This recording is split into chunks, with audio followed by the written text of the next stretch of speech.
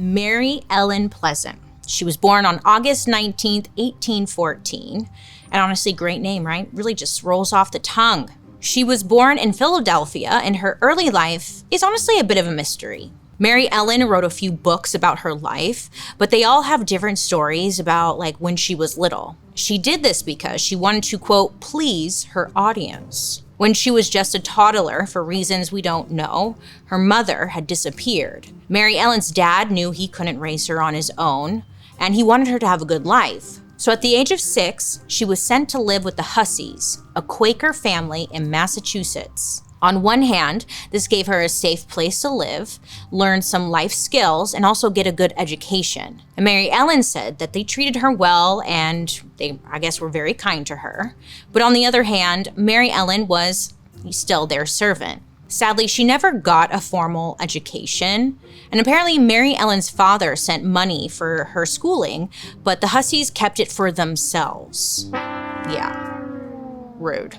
Not getting an education is something that bothered Mary Ellen her whole life. She just wanted to go to school like everyone else, but she was about to get something much more valuable. Mary Ellen worked at the Hussey General Store, which was in a very busy part of Nantucket. Still, she was usually the only one holding down the fort, so she really learned how to run a business. She also learned that she had a gift when it came to her people skills. She said, quote, I was a girl full of smartness. I have always noticed that when I have something to say, people listen. So Nantucket at the time was known for whaling. Not wah, but whales in the sea.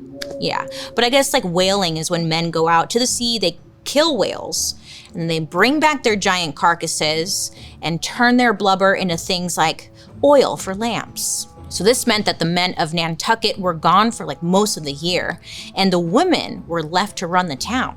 And even though it was a Quaker town and they didn't believe in slavery, they still believed in segregation. On the other side of town in New Guinea, there were entire towns of Black women running things. And this was huge because up until this point, Mary Ellen hadn't witnessed Black women in these positions of power. I mean, these women were running the shops, keeping the books, and making the rules. And they were flourishing. Mary instantly knew she wanted to be just as successful someday. Eventually, the family Mary Ellen worked for taught her how to read and write, and she decided she wanted to move on to another city and make a name for herself. So Mary Ellen moved to Philadelphia, and when she got there, she found love.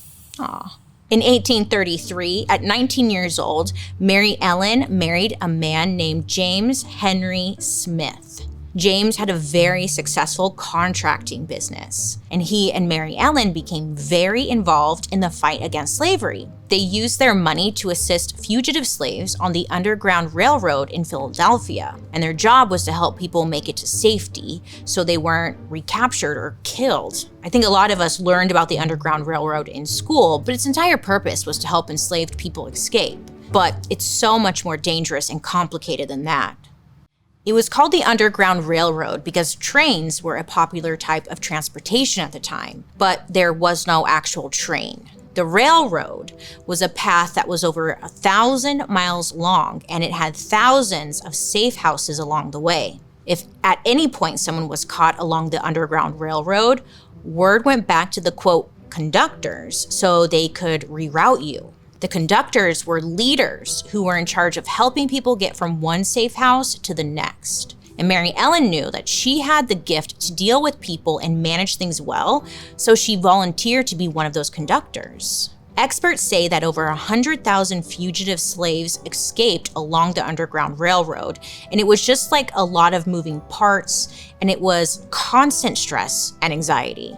And not to mention fear of death at every turn. I mean, people's lives were literally on the line if this was not done right.